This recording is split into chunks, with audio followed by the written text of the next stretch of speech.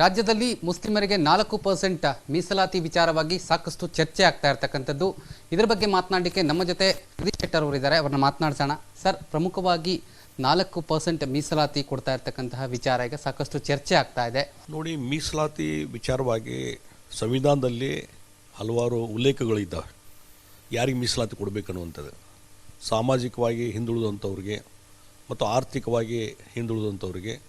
ಅದರಲ್ಲಿ ಡಾಕ್ಟರ್ ಬಾಬಾ ಸಾಹೇಬ್ ಅಂಬೇಡ್ಕರ್ ಅವರು ಏನು ಅವರ ಒಂದು ವಿಚಾರಧಾರೆ ಇತ್ತು, ಆ ಹಿನ್ನೆಲೆಯಲ್ಲಿ ಮೀಸಲಾತಿ ಅನ್ನುವಂಥದ್ದು ಇವತ್ತು ಅದರಲ್ಲಿ ಅಡಕವಾದಂಥದ್ದು ಸಂವಿಧಾನದಲ್ಲಿ. ಆದರೆ ಅದಕ್ಕೆ ಬಿಟ್ಟು ಇವತ್ತು ಸಂವಿಧಾನ ಬಾಹಿರವಾಗಿ ಕೆಲವೊಂದು ನಿರ್ಧಾರಗಳನ್ನು ಕಾಂಗ್ರೆಸ್ ಸರ್ಕಾರ, ಕರ್ನಾಟಕದ ಕಾಂಗ್ರೆಸ್ ಸರ್ಕಾರ ತೆಗೆದುಕೊಳ್ತಾ ಇದೆ. ಅದರಲ್ಲಿ ಸಿದ್ದರಾಮಯ್ಯನವರು, ಡಿ ಕೆ ಶಿವಕುಮಾರ್ ಪ್ರತಿ ಹಂತದಲ್ಲಿ ಈ ಅಫೇಜ್ಮೆಂಟ್ ಅಂತ ಇದೆಯಲ್ಲ, ವೋಟ್ ಬ್ಯಾಂಕ್ ಸಲುವಾಗಿ ಅಲ್ಪಸಂಖ್ಯಾತರ ತುಷ್ಟೀಕರಣ, ಇದನ್ನು ಪ್ರತಿ ಹಂತದಲ್ಲಿ ಮಾಡ್ತಾ ಇದ್ದಾರೆ. ಅದರಲ್ಲಿ ಅತಿಯಾದಂಥ ತುಷ್ಟೀಕರಣ ಒಂದೇ ಹಂತದಲ್ಲ.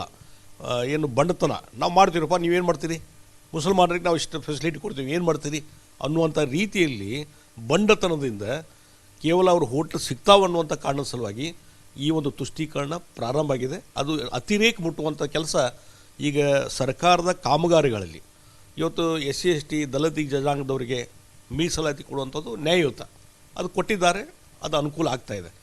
ಆದರೆ ಇವತ್ತು ಈ ಮುಸಲ್ಮಾನರಿಗೆ 4% ಸರ್ಕಾರಿ ಕಾಮಗಾರಿಗಳಲ್ಲಿ ಮೀಸಲಾತಿ ಇಡುವಂಥದ್ದು ಏನು ಪದ್ಧತಿ ಸಂವಿಧಾನ ಬಾಹಿರ, ಕಾನೂನು ಬಾಹಿರ, ಇದನ್ನು ನಾವು ಖಂಡಿಸ್ತೇವೆ. ಮತ್ತು ಇದು ಬಹುಶಃ ದೇಶದಲ್ಲಿ ಅಲ್ಲಿ ಯಾವ ರಾಜ್ಯದಲ್ಲಿ ಇಲ್ಲ, ಅದು ಇವತ್ತು ನಮ್ಮ ರಾಜ್ಯದಲ್ಲಿ ಕಂಡು ಬರ್ತದೆ. ಅದಕ್ಕಾಗಿ ಇದನ್ನು ತಕ್ಷಣವೇ ವಾಪಸ್ ತೆಗೆದುಕೊಳ್ಬೇಕು ಅನ್ನೋಂಥದ್ದು ಭಾರತೀಯ ಜನತಾ ಪಾರ್ಟಿ ಆಗ್ರಹ. ಮತ್ತು ಎಲ್ಲಿವರೆಗೆ ಇವ್ರದ್ದು ತುಷ್ಟೀಕರಣದ ಅತಿ ಆಗಿದೆ ಅಂತಂದರೆ, ಇವತ್ತು KIDB ಸೈಟ್ಗಳನ್ನು ಹಚ್ತಾರೆ ಇಂಡಸ್ಟ್ರಿ ಸಲುವಾಗಿ, ಅಲ್ಲಿಯೂ ಸಹಿತ ಇವತ್ತು ಮುಸಲ್ಮಾನರಿಗೆ ಮೀಸಲಾತಿ ಕೊಡುವಂಥದ್ದು ಬಗ್ಗೆ ಮೊನ್ನೆ ಬಜೆಟ್ನಲ್ಲಿ ಘೋಷಣೆ ಮಾಡಿದ್ದಾರೆ. ಅಂದರೆ it is too much appeasement of the minorities for the purpose of only vote bank politics. So ಅದಕ್ಕೆ ಇದನ್ನು ವಿರೋಧ ಮಾಡ್ತೀವಿ ಮತ್ತು ತಕ್ಷಣ ಇದನ್ನು ವಾಪಸ್ ತೆಗೆದುಕೊಳ್ಬೇಕು. ಇಲ್ಲಂದರೆ ಮುಂದೆ ಕೋರ್ಟಿನ ಹೋರಾಟಗಳಲ್ಲಿ ಬಹುಶಃ ನ್ಯಾಯಾಂಗ ಹೋರಾಟದಲ್ಲಿ ಇದಕ್ಕೆ ಜಯ ಸಿಗಲಿಕ್ಕೆ ಸಾಧ್ಯ ಇಲ್ಲ. ಅಲ್ಲಿ ಅಪಮಾನ ಆಗೋ ಬದಲಿ ಇವರು ವಿಡ್ರಾ ಮಾಡಬೇಕು ಅನ್ನೋಂಥ ಒತ್ತಾಯವನ್ನು ಮಾಡ್ತೀವಿ. ಸರ್, ಇವರು ವಿತ್ಡ್ರಾ ಮಾಡದೇ ಇದ್ದಂತಹ ಸಂದರ್ಭದಲ್ಲಿ ರಾಜ್ಯ ಸರ್ಕಾರ ಈಗಾಗಲೇ ಸಿದ್ದರಾಮಯ್ಯನವರು ಅಂದರೆ BJPಯವರ ಹೇಳಿಕೆ ಏನಿದೆ ಇದಕ್ಕೆ ವಿರುದ್ಧವಾಗಿ ಮಾತನಾಡ್ತಾ ಇರ್ತಕ್ಕಂಥದ್ದು. ಅಂದರೆ ನಾವು ಮುಸಲ್ಮಾನರ ಓಲೈಕೆ ಮಾಡ್ತಾ ಇಲ್ಲ, ಪ್ರತಿ ವರ್ಷದಂತೆ ಈ ವರ್ಷವೂ ಕೂಡ ಅದೇ ರೀತಿ ಮಾಡ್ತಾ ಇದ್ದೀವಿ ಅನ್ನುವಂಥ ಮಾತನ್ನು ಹೇಳ್ತಾರೆ. ಇದರ ವಿರುದ್ಧ ಕಾನೂನು ಹೋರಾಟ ಯಾವ ರೀತಿ ಇರುತ್ತೆ ನಿಮ್ಮದು? ಒಂದು ನೋಡಿ, ಈಗ ಅಸೆಂಬ್ಲಿ ನಡೀತದೆ, ಅಸೆಂಬ್ಲಿಯಲ್ಲಿ ಭಾರತೀಯ ಜನತಾ ಪಾರ್ಟಿಯವರು ಹೋರಾಟ ಮಾಡ್ತಾರೆ. ಮತ್ತು ನೀವೇನು ಮಾಡ್ತೀರಿ ಮಾಡಿರಿ, ನ್ಯಾಯ ಬಾಹಿರವಾಗಿರಲಿ, ಸಂವಿಧಾನ ಬಾಹಿರವಾಗಿರಲಿ, ನಾವು ಮಾಡೇ ಮಾಡ್ತೀವಿ.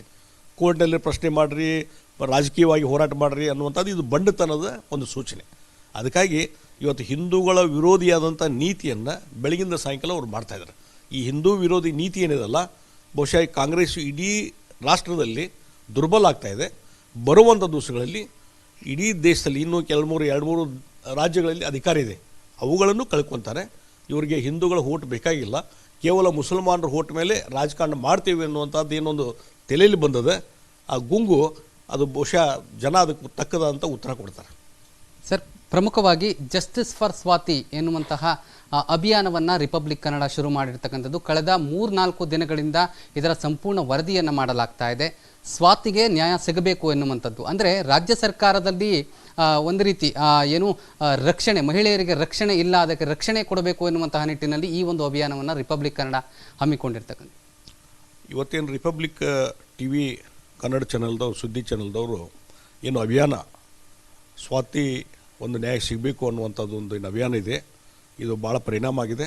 ಮತ್ತು ಕರ್ನಾಟಕ ರಾಜ್ಯದಲ್ಲಿ ಮಹಿಳೆಯರಿಗೆ ಯಾವುದೇ ರೀತಿಯಂಥ ನ್ಯಾಯ ಸಿಗ್ತಾ ಇಲ್ಲ, ಅನ್ಯಾಯ ಆಗ್ತಾ ಇದ್ದಾವೆ ಮತ್ತು ಅತ್ಯಾಚಾರ ಆಗ್ತಾ ಇದ್ದಾವೆ, ಬಲವಂತದ ಕೊಲೆ ಸುಲಿಗೆ ಆಗ್ತಾ ಇದ್ದಾವೆ, ಬಲವಂತದ ಅತ್ಯಾಚಾರ ಆಗ್ತಾ ಇದೆ ಮತ್ತು ಲವ್ ಜಿಹಾದ್ ಅಂತ ಪ್ರಕರಣಗಳು ನಡೀತಾ ಇದ್ದಾವೆ. ಬಹುಶಃ ಈ ಸ್ವಾತಿ ಪ್ರಕರಣದಲ್ಲಿಯೂ ಸಹಿತ ಇದೆಲ್ಲ ಅನ್ವಯ ಆಗುವಂಥದ್ದು. ಅದಕ್ಕಾಗಿ ಕುಲಂಕಷವಾದಂಥ ತನಿಖೆ ಆಗಬೇಕು ಮತ್ತು ಯಾರು ಇದರಲ್ಲಿ ಇನ್ವಾಲ್ವ್ ಆಗಿದ್ದಾರೆ, ಲವ್ ಜಿಹಾದ್ ಇದೆ, ಮತ್ತೊಂದಿದೆ, ಇದು ಹೊರಗೆ ಬರಬೇಕು. ಇದಕ್ಕೆ ಯಾರು ಕಾರಣೀಭೂತರದ ಅವ್ರಿಗೆ ಶಿಕ್ಷೆ ಆಗಬೇಕನ್ನುವಂಥ ಒತ್ತಾಯವನ್ನು ಮಾಡ್ತೀವಿ. ಮತ್ತು ರಿಪಬ್ಲಿಕ್ TV ಇದರ ಮುಖಾಂತರ ಒಂದು ಜನಾಂದೋಲನವನ್ನು ಕ್ರಿಯೇಟ್ ಮಾಡುವಂಥ ಕೆಲಸ ಇವತ್ತು ರಿಪಬ್ಲಿಕ್ TV ಮಾಡ್ತದೆ. ಅದು ಮುಂದುವರಿಬೇಕು, ಜನ ಇದ್ರ ಬಗ್ಗೆ ಎಚ್ಚರ ಆಗಬೇಕು ಅನ್ನುವಂಥ ಒತ್ತಾಯವನ್ನು ಮತ್ತು ಈ ಒಂದು ಆಂದೋಲನದಲ್ಲಿ ಭಾಗವಹಿಸಬೇಕು ಅನ್ನುವಂಥ ವಿನಂತಿಯನ್ನು ಮಾಡ್ತೀನಿ. ಧನ್ಯವಾದಗಳು ಸರ್. ಇದಿಷ್ಟು ಏನು ನಾಯಕರಾದ ಜಗದೀಶ್ ಶೆಟ್ಟರ್ ಅವರ ಮಾತಾಗಿರುವಂಥದ್ದು. ಕ್ಯಾಮ್ರಾ ಪರ್ಸನ್ ಅಭಿಷೇಕ್ ಜೊತೆ ನಟೇಶ್ ರಾಜಣ್ಣ, ರಿಪಬ್ಲಿಕ್ ಕನ್ನಡ, ನವದೆಹಲಿ. ರಾಜ್ಯದಲ್ಲಿ ಮುಸ್ಲಿಮರಿಗೆ 4% ಮೀಸಲಾತಿ ವಿಚಾರವಾಗಿ ಸಾಕಷ್ಟು ಚರ್ಚೆ ಆಗ್ತಾ ಇರ್ತಕ್ಕಂಥದ್ದು. ಇದರ ಬಗ್ಗೆ ಮಾತನಾಡಲಿಕ್ಕೆ ನಮ್ಮ ಜೊತೆ ಜಗದೀಶ್ ಶೆಟ್ಟರ್ ಅವರಿದ್ದಾರೆ, ಅವ್ರನ್ನ ಮಾತನಾಡ್ಸೋಣ. ಸರ್, ಪ್ರಮುಖವಾಗಿ 4% ಮೀಸಲಾತಿ ಕೊಡ್ತಾ ಇರ್ತಕ್ಕಂತಹ ವಿಚಾರ ಈಗ ಸಾಕಷ್ಟು ಚರ್ಚೆ ಆಗ್ತಾ ಇದೆ. ನೋಡಿ, ಮೀಸಲಾತಿ ವಿಚಾರವಾಗಿ ಸಂವಿಧಾನದಲ್ಲಿ ಹಲವಾರು ಉಲ್ಲೇಖಗಳಿದ್ದಾವೆ. ಯಾರಿಗೆ ಮೀಸಲಾತಿ ಕೊಡಬೇಕನ್ನುವಂಥದ್ದು, ಸಾಮಾಜಿಕವಾಗಿ ಹಿಂದುಳಿದಂಥವ್ರಿಗೆ ಮತ್ತು ಆರ್ಥಿಕವಾಗಿ ಹಿಂದುಳಿದಂಥವ್ರಿಗೆ. ಅದರಲ್ಲಿ ಡಾಕ್ಟರ್ ಬಾಬಾ ಸಾಹೇಬ್ ಅಂಬೇಡ್ಕರ್ ಅವರು ಏನು ಅವರ ಒಂದು ವಿಚಾರಧಾರೆ ಇತ್ತು, ಆ ಹಿನ್ನೆಲೆಯಲ್ಲಿ ಮೀಸಲಾತಿ ಅನ್ನುವಂಥದ್ದು ಇವತ್ತು ಅದರಲ್ಲಿ ಅಡಕವಾದಂಥದ್ದು ಸಂವಿಧಾನದಲ್ಲಿ. ಆದರೆ ಅದಕ್ಕೆ ಬಿಟ್ಟು ಇವತ್ತು ಸಂವಿಧಾನ ಬಾಹಿರವಾಗಿ ಕೆಲವೊಂದು ನಿರ್ಧಾರಗಳನ್ನು ಕಾಂಗ್ರೆಸ್ ಸರ್ಕಾರ, ಕರ್ನಾಟಕದ ಕಾಂಗ್ರೆಸ್ ಸರ್ಕಾರ ತೆಗೆದುಕೊಳ್ತಾ ಇದೆ. ಅದರಲ್ಲಿ ಸಿದ್ದರಾಮಯ್ಯನವರು, ಡಿ ಕೆ ಶಿವಕುಮಾರ್ ಪ್ರತಿ ಹಂತದಲ್ಲಿ ಈ ಅಫೇಜ್ಮೆಂಟ್ ಅಂತ ಇದೆಯಲ್ಲ, ವೋಟ್ ಬ್ಯಾಂಕ್ ಸಲುವಾಗಿ ಅಲ್ಪಸಂಖ್ಯಾತರ ತುಷ್ಟೀಕರಣ, ಇದನ್ನು ಪ್ರತಿ ಹಂತದಲ್ಲಿ ಮಾಡ್ತಾ ಇದ್ದಾರೆ. ಅದರಲ್ಲಿ ಅತಿಯಾದಂಥ ತುಷ್ಟೀಕರಣ, ಒಂದೇ ಹಂತದಲ್ಲ. ಏನು ಬಂಡತನ, ನಾವು ಮಾಡ್ತೀರಪ್ಪ ನೀವೇನು ಮಾಡ್ತೀರಿ, ಮುಸಲ್ಮಾನರಿಗೆ ನಾವು ಇಷ್ಟು ಫೆಸಿಲಿಟಿ ಕೊಡ್ತೀವಿ, ಏನು ಮಾಡ್ತೀರಿ ಅನ್ನುವಂಥ ರೀತಿಯಲ್ಲಿ ಬಂಡತನದಿಂದ ಕೇವಲ ಅವರು ಹೋಟ್ಲ್ ಸಿಗ್ತಾವನ್ನುವಂಥ ಕಾರಣದ ಸಲುವಾಗಿ ಈ ಒಂದು ತುಷ್ಟೀಕರಣ ಪ್ರಾರಂಭ ಆಗಿದೆ. ಅದು ಅತಿರೇಕ ಮುಟ್ಟುವಂಥ ಕೆಲಸ ಈಗ ಸರ್ಕಾರದ ಕಾಮಗಾರಿಗಳಲ್ಲಿ ಇವತ್ತು SC/ST ದಲಿತ ಜನಾಂಗದವರಿಗೆ ಮೀಸಲಾತಿ ಕೊಡುವಂಥದ್ದು ನ್ಯಾಯಯುತ, ಅದು ಕೊಟ್ಟಿದ್ದಾರೆ, ಅದು ಅನುಕೂಲ ಆಗ್ತಾ ಇದೆ. ಆದರೆ ಇವತ್ತು ಈ ಮುಸಲ್ಮಾನರಿಗೆ 4% ಸರ್ಕಾರಿ ಕಾಮಗಾರಿಗಳಲ್ಲಿ ಮೀಸಲಾತಿ ಇಡುವಂಥದ್ದು ಏನು ಪದ್ಧತಿ ಸಂವಿಧಾನ ಬಾಹಿರ, ಕಾನೂನು ಬಾಹಿರ, ಇದನ್ನು ನಾವು ಖಂಡಿಸ್ತೇವೆ. ಮತ್ತು ಇದು ಬಹುಶಃ ದೇಶದಲ್ಲಿ ಅಲ್ಲಿ ಯಾವ ರಾಜ್ಯದಲ್ಲಿ ಇಲ್ಲ, ಅದು ಇವತ್ತು ನಮ್ಮ ರಾಜ್ಯದಲ್ಲಿ ಕಂಡು ಬರ್ತದೆ. ಅದಕ್ಕಾಗಿ ಇದನ್ನು ತಕ್ಷಣವೇ ವಾಪಸ್ ತೆಗೆದುಕೊಳ್ಬೇಕು ಅನ್ನೋಂಥದ್ದು ಭಾರತೀಯ ಜನತಾ ಪಾರ್ಟಿ ಆಗ್ರಹ. ಮತ್ತು ಎಲ್ಲಿವರೆಗೆ ಇವ್ರದ್ದು ತುಷ್ಟೀಕರಣದ ಅತಿ ಆಗಿದೆ ಅಂತಂದರೆ, ಇವತ್ತು KIDB ಸೈಟ್ಗಳನ್ನು ಹಚ್ತಾರೆ ಇಂಡಸ್ಟ್ರಿ ಸಲುವಾಗಿ, ಅಲ್ಲಿಯೂ ಸಹಿತ ಇವತ್ತು ಮುಸಲ್ಮಾನರಿಗೆ ಮೀಸಲಾತಿ ಕೊಡುವಂಥದ್ದು ಬಗ್ಗೆ ಮೊನ್ನೆ ಬಜೆಟ್ನಲ್ಲಿ ಘೋಷಣೆ ಮಾಡಿದ್ದಾರೆ. ಅಂದರೆ it is too much appeasement of the minorities for the purpose of only vote bank politics. So ಅದಕ್ಕೆ ಇದನ್ನು ವಿರೋಧ ಮಾಡ್ತೀವಿ ಮತ್ತು ತಕ್ಷಣ ಇದನ್ನು ವಾಪಸ್ ತೆಗೆದುಕೊಳ್ಬೇಕು. ಇಲ್ಲಂದರೆ ಮುಂದೆ ಕೋರ್ಟಿನ ಹೋರಾಟಗಳಲ್ಲಿ ಬಹುಶಃ ನ್ಯಾಯಾಂಗ ಹೋರಾಟದಲ್ಲಿ ಇದಕ್ಕೆ ಜಯ ಸಿಗಲಿಕ್ಕೆ ಸಾಧ್ಯ ಇಲ್ಲ. ಅಲ್ಲಿ ಅಪಮಾನ ಆಗೋ ಬದಲಿ ಇವರು ವಿಡ್ರಾ ಮಾಡಬೇಕು ಅನ್ನೋಂಥ ಒತ್ತಾಯವನ್ನು ಮಾಡ್ತೀವಿ. ಸರ್, ಇವರು ವಿತ್ಡ್ರಾ ಮಾಡದೇ ಇದ್ದಂತಹ ಸಂದರ್ಭದಲ್ಲಿ ರಾಜ್ಯ ಸರ್ಕಾರ ಈಗಾಗಲೇ ಸಿದ್ದರಾಮಯ್ಯನವರು ಅಂದರೆ BJPಯವರ ಹೇಳಿಕೆ ಏನಿದೆ ಇದಕ್ಕೆ ವಿರುದ್ಧವಾಗಿ ಮಾತನಾಡ್ತಾ ಇರ್ತಕ್ಕಂಥದ್ದು. ಅಂದರೆ ನಾವು ಮುಸಲ್ಮಾನರ ಓಲೈಕೆ ಮಾಡ್ತಾ ಇಲ್ಲ, ಪ್ರತಿ ವರ್ಷದಂತೆ ಈ ವರ್ಷವೂ ಕೂಡ ಅದೇ ರೀತಿ ಮಾಡ್ತಾ ಇದ್ದೀವಿ ಅನ್ನುವಂಥ ಮಾತನ್ನು ಹೇಳ್ತಾರೆ. ಇದರ ವಿರುದ್ಧ ಕಾನೂನು ಹೋರಾಟ ಯಾವ ರೀತಿ ಇರುತ್ತೆ ನಿಮ್ಮದು? ಒಂದು ನೋಡಿ, ಈಗ ಅಸೆಂಬ್ಲಿ ನಡೀತದೆ, ಅಸೆಂಬ್ಲಿಯಲ್ಲಿ ಭಾರತೀಯ ಜನತಾ ಪಾರ್ಟಿಯವರು ಹೋರಾಟ ಮಾಡ್ತಾರೆ. ಮತ್ತು ನೀವೇನು ಮಾಡ್ತೀರಿ ಮಾಡಿರಿ, ನ್ಯಾಯ ಬಾಹಿರವಾಗಿರಲಿ, ಸಂವಿಧಾನ ಬಾಹಿರವಾಗಿರಲಿ, ನಾವು ಮಾಡೇ ಮಾಡ್ತೀವಿ.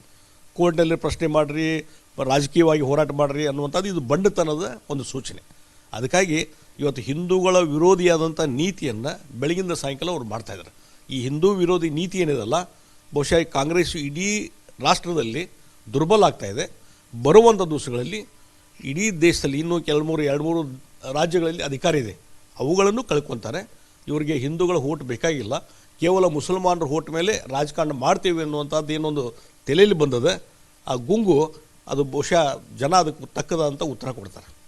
ಸರ್, ಪ್ರಮುಖವಾಗಿ ಜಸ್ಟಿಸ್ ಫಾರ್ ಸ್ವಾತಿ ಎನ್ನುವಂತಹ ಅಭಿಯಾನವನ್ನು ರಿಪಬ್ಲಿಕ್ ಕನ್ನಡ ಶುರು ಮಾಡಿರ್ತಕ್ಕಂಥದ್ದು. ಕಳೆದ 3-4 ದಿನಗಳಿಂದ ಇದರ ಸಂಪೂರ್ಣ ವರದಿಯನ್ನು ಮಾಡಲಾಗ್ತಾ ಇದೆ.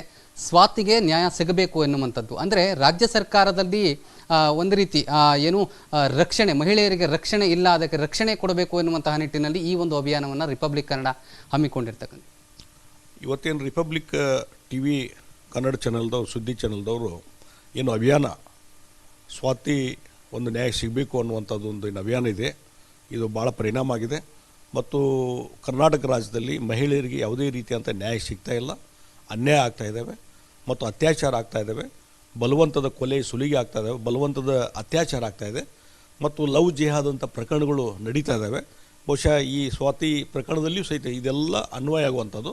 ಅದಕ್ಕಾಗಿ ಕುಲಂಕಷವಾದಂಥ ತನಿಖೆ ಆಗಬೇಕು ಮತ್ತು ಯಾರು ಇದರಲ್ಲಿ ಇನ್ವಾಲ್ವ್ ಆಗಿದ್ದಾರೆ, ಲವ್ ಜಿಹಾದ್ ಇದೆ, ಮತ್ತೊಂದಿದೆ, ಇದು ಹೊರಗೆ ಬರಬೇಕು, ಇದಕ್ಕೆ ಯಾರು ಕಾರಣೀಭೂತರದ ಅವರಿಗೆ ಶಿಕ್ಷೆ ಆಗಬೇಕನ್ನುವಂಥ ಒತ್ತಾಯವನ್ನು ಮಾಡ್ತೀವಿ. ಮತ್ತು ರಿಪಬ್ಲಿಕ್ TV ಇದರ ಮುಖಾಂತರ ಒಂದು ಜನಾಂದೋಲನವನ್ನು ಕ್ರಿಯೇಟ್ ಮಾಡುವಂಥ ಕೆಲಸ ಇವತ್ತು ರಿಪಬ್ಲಿಕ್ TV ಮಾಡ್ತದೆ. ಅದು ಮುಂದುವರಿಬೇಕು, ಜನ ಇದ್ರ ಬಗ್ಗೆ ಎಚ್ಚರ ಆಗಬೇಕು ಅನ್ನುವಂಥ ಒತ್ತಾಯವನ್ನು ಮತ್ತು ಈ ಒಂದು ಆಂದೋಲನದಲ್ಲಿ ಭಾಗವಹಿಸಬೇಕು ಅನ್ನುವಂಥ ವಿನಂತಿಯನ್ನು ಮಾಡ್ತೀನಿ.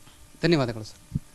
ಇದಿಷ್ಟು ಏನು ನಾಯಕರಾದ ಜಗದೀಶ್ ಶೆಟ್ಟರ್ ಅವರ ಮಾತಾಗಿರುವಂಥದ್ದು. ಕ್ಯಾಮ್ರಾ ಪರ್ಸನ್ ಅಭಿಷೇಕ್ ಜೊತೆ ನಟೇಶ್ ರಾಜಣ್ಣ, ರಿಪಬ್ಲಿಕ್ ಕನ್ನಡ, ನವದೆಹಲಿ.